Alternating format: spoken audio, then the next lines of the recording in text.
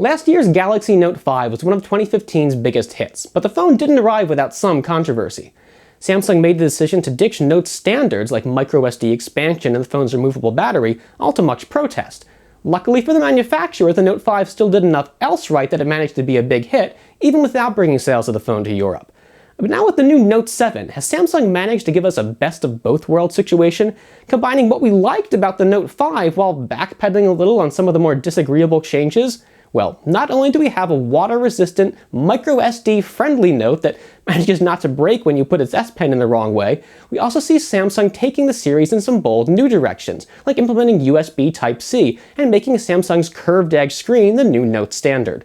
I'm Stephen Shank with PhoneArena, bringing you a look at all the similarities and differences between last year's Galaxy Note 5 and the new Samsung Galaxy Note 7. Back in 2015, Samsung was feeling confident enough about its smartphone lineup that the company dared to try doing things a little differently. Like the Note 4 before it, the Galaxy Note 5 was another 5.7-inch Quad HD stylus-equipped phablet with a 16-megapixel camera. But the Note 5 saw Samsung putting its design under the knife and excising traditionally power user features like the phone's expandable storage. Sure, the result was a thinner, lighter, more stylish device, enjoying upgrades like a new push-button S Pen, but it felt like the Note 5 lost a little of its core appeal in the process. With the Note 7, Samsung's still embracing change, but thankfully the shifts it's making are much easier to swallow. And more than just the handset's internal hardware getting a makeover, we see Samsung embracing a significantly retooled design for the Note 7's body. Gone are any traces of squared-off, angular edges, with the Note 7 being all about curves. A curved front panel casually blends around as it reaches out to a matching curved back glass for a Note that feels very unlike past models. There's still a reassuring metal rim sandwiched within, but all the curves give the Note 7 a much more organic, almost friendlier feel to it.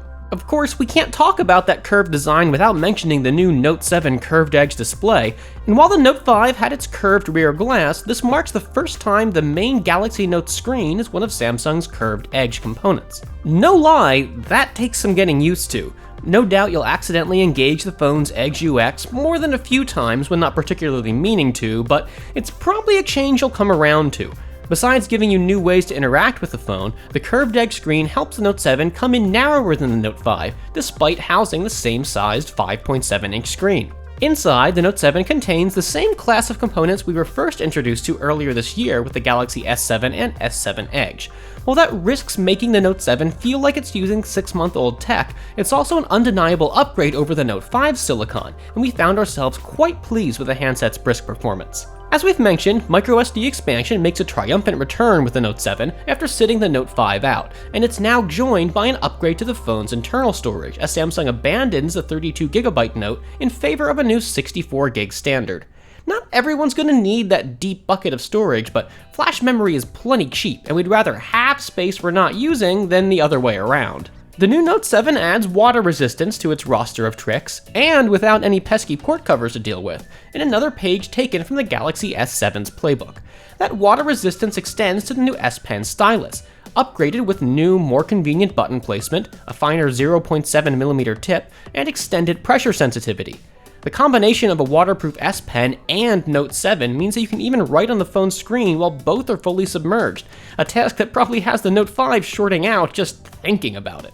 More than just hardware improvements, the S Pen also enjoys a growing assortment of software capabilities, with Samsung's Air Command picking up new ones for the Note 7 like Magnify and Translation Mode. Magnify works especially well, while Translation takes a steady hand to use, and more than anything we're anxious to learn what chance the Note 5 might have of picking them up as well. For now, Samsung's not willing to confirm any possible upgrade plans, but time will tell. The rest of Samsung's software interface for the Note 7 has some familiar trappings while simplifying and streamlining a lot of the ways we access things and get tasks done. The so-called Grace UX is a welcome improvement over the sometimes cluttered UI of the Note 5, yet doesn't change so much that older users will be left feeling clueless. Up to this point, and on the Note 5 included, we've seen micro USB ports dominate Samsung's wired smartphone interfaces. It's how we charge, transfer data, and sometimes even tether. But with the Note 7, Samsung's finally ready to start moving away from familiar micro USB to the new reversible USB Type-C interface. Getting new cables may not be super convenient, though to be fair, Samsung bundles everything you should need, including adapters for old micro USB gear in the Note 7's box, but actually using USB Type-C really is convenient. say goodbye to struggling with misoriented USB plugs. Other Note 7 hardware is an upgrade over the Note 5, but still a rehash of earlier Samsung designs, and that's especially true for the phone's camera. We saw the same 12-megapixel, 5-megapixel pair on the Galaxy S7 and Edge, and it takes as beautiful pics now as it did back then. The Note 5 may call to you if you love higher resolutions and widescreen aspect shots, but the Note 7's pictures simply look better. Samsung also gives the Note 7 a much larger battery than the Note 5, moving from just over 3,000 mAh to a solid 3,500, and with the phone only getting a third of a millimeter thicker in the process. To be fair though, we don't see quite the same corresponding gain in battery life. On the plus side, strong wireless charging support makes recharging a breeze, not to mention the speedy hour-and-a-half recharge times you'll see with wired USB Type-C. It's hard to look at the Note 5 and the Note 7 without seeing the Note 7 as superior in almost every way. Sure, the Edge screen might take a little adjustment, but Samsung's making so many other enhancements that arrive almost wholly without controversy that it's hard to find a lot of fault with the decisions that led to making the Note 7 the phablet it is. As a result, the Note 7 is really easy to recommend to anyone interested in existing Galaxy Note phones.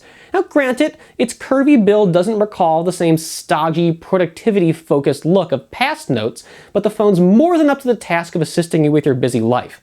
The S Pen's better, the camera's better, storage is better. There's just a lot to like here. And it's still the productivity machine you've grown to love, just with a friendlier, slightly more accessible look to it.